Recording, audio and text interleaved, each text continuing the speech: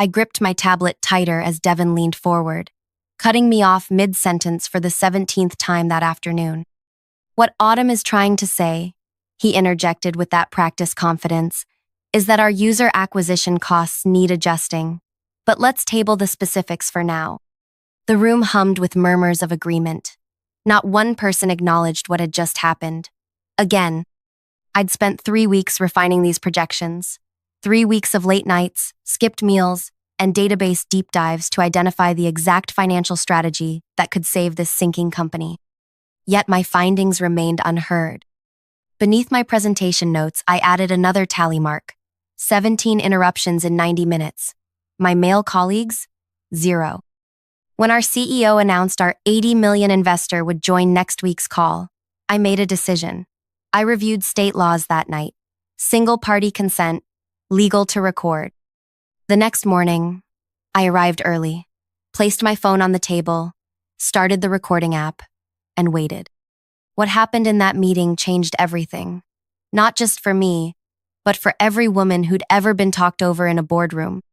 Before I share the full story, I want you to know that what you're about to hear isn't just about revenge. It's about justice in a system designed to silence voices like mine. If you've ever been interrupted, overlooked, or had your ideas attributed to someone else, you'll understand why this matters. Stay until the end, because the way this unfolded shocked everyone involved, including me. My name is Autumn Kelly. I'm a financial strategist with a master's in economics and 10 years of experience turning struggling companies into profit machines. My previous venture netted investors triple their initial stake through my revenue diversification model. I don't just understand numbers, I see patterns others miss. 6 months before that fateful recorded meeting, I was recruited to join a promising tech startup called DataStream. They developed AI-powered analytics tools for mid-sized businesses. And while their product was exceptional, their financial strategy was a disaster, burning through seed money, missing revenue targets, and repeatedly pushing back their Series B funding round. Their CEO, Ellis Grant, convinced me to join with promises of autonomy and impact. "Your expertise is exactly what we need," he'd said during our interview. "We want you to completely revamp our approach to monetization." I believed him. I left a secure position to take this risk because I saw DataStream's potential. The first few weeks seemed promising. People listened during my onboarding period, took notes when I identified inefficiencies, nodded along to my initial observations. That changed the moment I moved from theoretical advice to implementation. The first time I presented a comprehensive strategy in the weekly leadership meeting, I noticed something odd. Every time I reached a crucial point, someone would interject. "Let's circle back to that.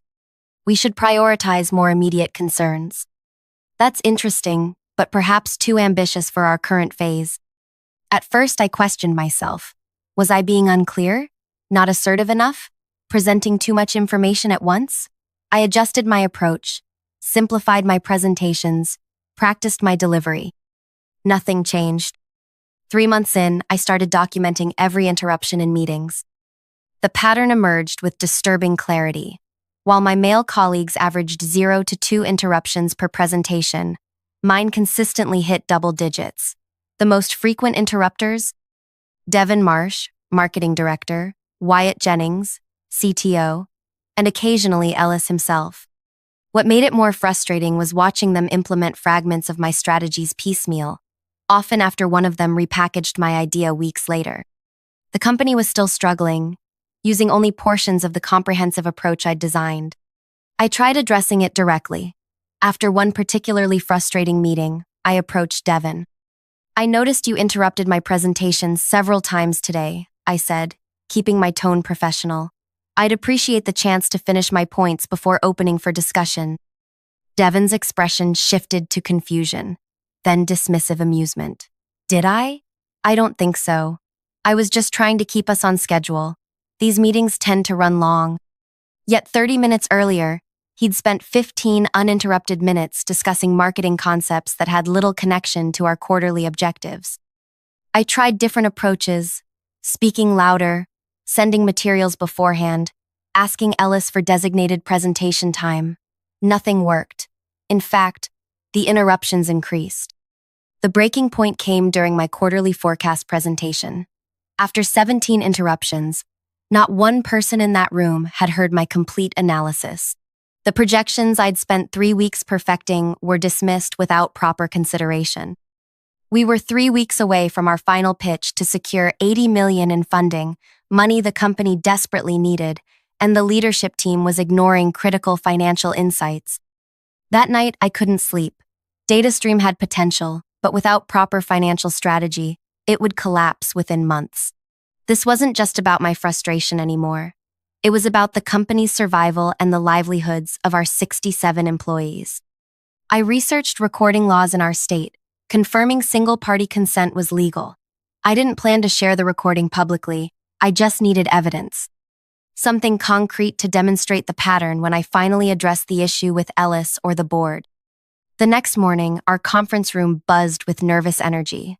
The $80 million investment would either save us or, if lost, effectively end the company. Ellis straightened his tie repeatedly, while others rehearsed talking points. When our investor Preston Hall's face appeared on the video call, introductions began. Preston was known for his directness and impatience with inefficiency. His venture capital firm had backed some of the most successful tech companies in the past decade. At 62, he had silver hair and penetrating gray eyes that seemed to evaluate everything. "Let's get started," he said after brief pleasantries. "I've reviewed your previous materials, but I want to hear where things stand today." Ellis gave his standard company overview, followed by Wyatt's product development update. Both spoke uninterrupted. Then Ellis introduced me. "And now Autumn will give us a brief financial overview." I opened my presentation, conscious of the recording app running on my phone. "Thank you. I've prepared an analysis of our current financial position and projections based on the strategy implementation I've been developing." I made it through 3 slides when Devin leaned forward. "Sorry to cut in, but your projection seems optimistic considering last quarter's performance. We should probably focus on more conservative estimates." I nodded and continued. 2 minutes later, Wyatt interrupted. "I think we should address the technical infrastructure costs before discussing revenue streams. Those numbers won't make sense otherwise." Again, I acknowledged him and tried to continue. I was approaching the most crucial part of my presentation, the part that would make or break our funding case, when our product director Nolan attempted the third interruption. If I could just add something about our user growth that might impact these numbers. Then, something unexpected happened. Preston cleared his throat. "I notice a pattern developing here." The room went silent. "Your financial strategist has been interrupted 3 times in under 10 minutes. I've been counting." His gaze swept across everyone's faces on the video call. "Reminds me of our previous meetings. This is exactly why we're reconsidering our position with DataStream." No one breathed. Ellis paled visibly. When organizations silence their most valuable voices, they miss critical insights. Preston continued. "I specifically requested Ms. Kelly's involvement in these meetings after learning she was the architect behind TechVent's remarkable turnaround last year. That's why I was concerned when she barely spoke during our last 2 calls." My heart pounded as I realized what was happening. Preston continued. "I'd like to hear Ms. Kelly's complete financial strategy without interruption. And afterward, I'd like to understand why this pattern of silencing exists at DataStream." Ellis stammered. "Of course, absolutely. Please continue, Autumn." For the next 20 minutes, I presented my complete financial strategy for the first time. I outlined the inefficiencies in our current model, the targeted changes needed, and the projected outcomes. I explained how we could triple revenue within 18 months while cutting operational costs by 23%. When I finished, Preston nodded thoughtfully. That's precisely the kind of strategic thinking I expected. "Now, Ellis, would you care to explain why this is the first time I'm hearing this comprehensive approach? Miss Kelly has been with you for 6 months." Ellis struggled to form a response. "We've been implementing elements of Autumn's strategy progressively. There are many voices to consider. And some voices apparently matter more than others," Preston interrupted. "Here's my position. DataStream has excellent technology but deeply flawed leadership dynamics. I'm prepared to offer the full $80 million investment with conditions." The tension in the room was palpable as everyone waited. First, Ms. Kelly becomes Chief Strategy Officer with direct reporting to me, not filtered through your current structure. Second, your leadership team undergoes communication and inclusion training with quarterly assessments. Third, you implement her full strategy as presented today, not piecemeal. Ellis nodded rapidly, relief washing over his face at the prospect of securing the funding. We can absolutely accommodate those conditions. I'm not finished, Preston said. I'm also appointing Miss Kelly to our advisory board. We've needed her perspective across our portfolio. This position comes with its own compensation package, separate from her role at DataStream. I sat stunned. This was beyond anything I could have imagined. Not only validation, but a promotion, direct access to the investor, and an independent role that gave me security regardless of what happened at DataStream. Does that arrangement work for you, Miss Kelly? Preston asked. Finding my voice, I replied, yes. I believe in DataStream's potential, and I'm committed to seeing my strategy successfully implemented. Excellent. My team will draw up the paperwork. I expect it signed by end of day tomorrow. Preston's tone left no room for negotiation. After the call ended, the conference room remained silent. Ellis finally spoke, his voice strained. Autumn, congratulations on your promotion. We'll need to discuss the transition of your responsibilities. Devin and Wyatt couldn't meet my eyes. The recording device on my phone was still running, capturing every awkward second of the aftermath. I gathered my materials while avoiding eye contact with everyone. The atmosphere was thick with tension and unspoken accusations. As I walked out, I could hear urgent whispers behind me. Back in my office, I closed the door and took my first full breath in what felt like hours. My phone buzzed with an email from Preston's assistant, requesting a private meeting the following morning. This was really happening. Ellis knocked on my door 30 minutes later, his usual confident demeanor replaced by something more cautious. Do you have a moment? He asked. I gestured to the chair across from my desk. Of course. He sat down, smoothing his tie repeatedly. I want to apologize for any miscommunications that may have occurred during your time here. We value your contributions enormously. Thank you, I replied, keeping my expression neutral. I appreciate that. I'm curious, he said, leaning forward slightly. Was this something you discussed with Preston before the meeting? I met his gaze directly. No, I was as surprised as everyone else. He nodded slowly, clearly processing this information. And the recording device on your phone during the meeting. My heartbeat quickened. He'd noticed. Single-party consent is legal in this state, Ellis. I've been documenting the interruption pattern for months with no acknowledgement. The recording was for my personal reference. His eyes widened slightly. I see. Are you planning to use this recording in some way? That depends entirely on what happens next, I said calmly. I came to DataStream because I believe in its potential. I still do, but I need the space to implement the strategies I was hired to create. Ellis nodded again, standing up. You'll have your new contract by tomorrow. And Autumn, I really am sorry. After he left, I sat in silence, processing everything that had happened. This wasn't how I'd planned my career trajectory. I'd never wanted power through ultimatums or external intervention. I'd simply wanted to be heard. My phone buzzed again, a text from Phoebe, my closest friend outside work. How did the big meeting go?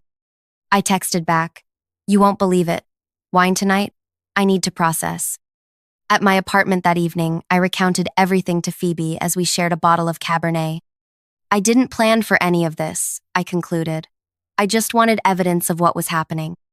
Phoebe, a litigation attorney who'd faced her own battles with workplace dynamics, shook her head. You didn't create this situation, Autumn. They did. Preston just recognized what was happening and valued your work enough to intervene. But now I have to go back and lead people who resent me. Or, she countered, you get to reshape a company culture while having the protection of the primary investor. Do you know how rare that opportunity is? I sipped my wine thoughtfully. I keep thinking about the recording. Part of me wants to delete it now that it's served its purpose. Another part thinks I should keep it as insurance. Keep it, Phoebe said without hesitation. Not to use as a weapon, but as protection. You're about to make significant changes that will disrupt established power structures. Some people won't accept that gracefully. The next morning, I met with Preston via video conference. In daylight, away from the tension of the previous meeting, I could better appreciate his shrewd intelligence. "Miss Kelly, may I call you Autumn?" he began. "Of course. I want to be transparent about yesterday," he said. "Your interruptions weren't the only reason we were reconsidering our investment." I waited, curious. "For 3 months, we've been evaluating DataStream's leadership culture. Ellis is brilliant at product vision, but has created an echo chamber that rewards confidence over competence. When we learned they'd hired you, the strategist behind TechVent's remarkable turnaround, we were optimistic. But in subsequent meetings, we noticed you were consistently sidelined. You were testing them," I realized aloud. Preston nodded. "We needed to see if they would utilize your expertise effectively. They failed that test repeatedly. Yesterday's meeting simply confirmed what we already suspected. Why not just withdraw your investment?" "Because DataStream's technology is exceptional, and now it has you." He leaned forward. "I don't make decisions based on social justice, Autumn. I make them based on return on investment. Companies that silence their best thinkers make poor financial decisions. It's that simple." By the end of the day, I had signed both contracts, CSO at DataStream with a substantial raise and equity package, plus a position on Preston's advisory board at triple my previous consulting rate. The following Monday, Ellis called an all-hands meeting to announce the investment and my promotion. The news was framed entirely as positive organizational development, no mention of the conditions that prompted it. Some staff members seemed genuinely pleased. Others, particularly Devin and Wyatt, maintained tight smiles throughout. After the announcement, I outlined the strategic changes we would implement immediately. These adjustments may feel significant, but they're necessary for our growth and sustainability. I explained. "I'll be meeting with each department individually to discuss how these changes affect your specific areas." The real work began that afternoon. I started with the marketing department, Devin's territory. I arrived at the conference room to find him already seated with his team, his expression carefully neutral.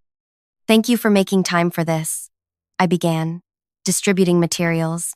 "I want to discuss how the new strategy affects marketing priorities and budget allocations." Devin cleared his throat.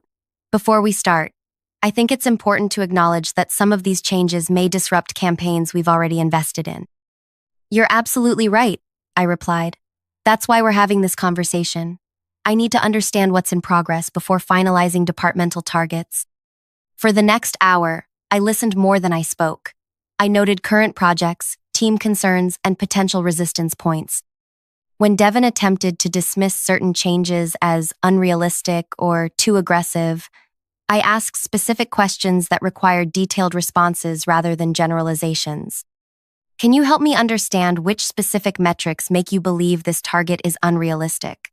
Or, what additional resources would make this timeline feasible?" By meeting's end, Devin's team was engaged and offering constructive suggestions, while he sat increasingly quiet. As people filed out, he remained seated. "This feels personal, Autumn," he said once we were alone. I met his gaze steadily. "It's not personal, Devin. It's strategic. The company needs to change course to survive, and marketing plays a crucial role in that pivot." "You recorded that meeting, didn't you?" "With Preston." I neither confirmed nor denied it. "What matters now is moving forward. I value your expertise and need your department fully aligned with our new direction. Are you willing to partner on this?" He studied me for a long moment before nodding once. "I'll align with the strategy." Similar conversations played out across departments over the following days. Some embraced the changes enthusiastically. Others accepted them reluctantly. Wyatt proved particularly resistant, questioning every technical allocation in the new budget. During our third heated discussion about development resources, he finally erupted. "This is ridiculous. You're dismantling systems that took years to build because you got lucky with one investor who happens to like you." The room fell silent as his words hung in the air. "Is that what you think happened, Wyatt? That I got lucky?" I asked quietly. You know what I mean, he said, not backing down. Preston took a shine to you, and suddenly you're dictating everything. I opened my laptop and pulled up a spreadsheet. Let me show you something. I turned the screen toward him. These are the development costs for the past 18 months mapped against customer acquisition and retention. We're spending 43% more than industry standard to maintain features that less than 7% of our users regularly access. I clicked to the next tab. Here's the impact of redirecting those resources toward the features our highest value customers actually use daily. Projected revenue increase of 28% within 6 months with decreased development overhead. Wyatt stared at the numbers, his objections faltering. This isn't about Preston taking a shine to me, I continued. It's about implementing data-driven decisions that were ignored for months.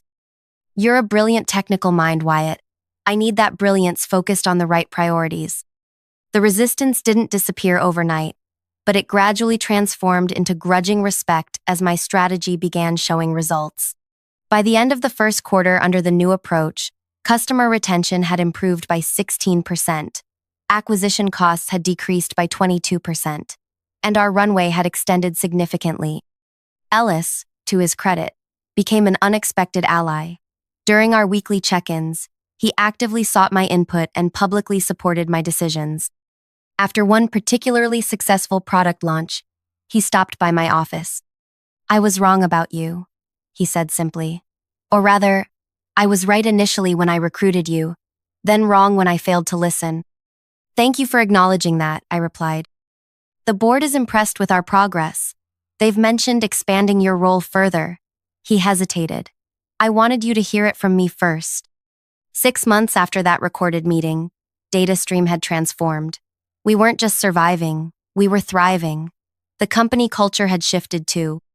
Meeting protocols now included designated presentation time, free from interruptions, and the leadership team had expanded to include more diverse voices. Devin eventually became a strong partner in implementing our marketing strategy, though our relationship remained strictly professional. Wyatt took longer to adapt, but ultimately thrived when given clear technical direction aligned with business goals. As for me, my dual roles as CSO and advisory board member opened doors I hadn't anticipated. Other companies in Preston's portfolio sought my consultation. Industry publications requested interviews about our turnaround strategy.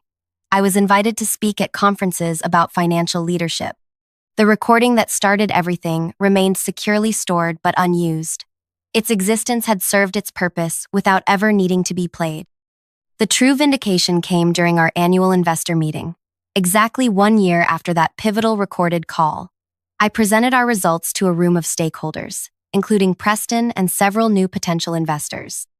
Under Autumn's strategic direction, Ellis explained, DataStream has increased revenue by 67% year over year, while decreasing operational costs by 31%. Our customer base has grown by 43%, with improved retention metrics across all segments. Preston nodded approvingly as I walked through the details. When I finished, he addressed the room. When we invested in DataStream, we were investing in potential. Today, we're seeing that potential realized through clear strategic vision and disciplined execution. He turned to me. Ms. Kelly has demonstrated what happens when companies amplify their best voices rather than silencing them. After the meeting, Preston pulled me aside. I've been watching your work across our portfolio companies. The advisory role has been valuable, but I think we can do more. What did you have in mind? I asked.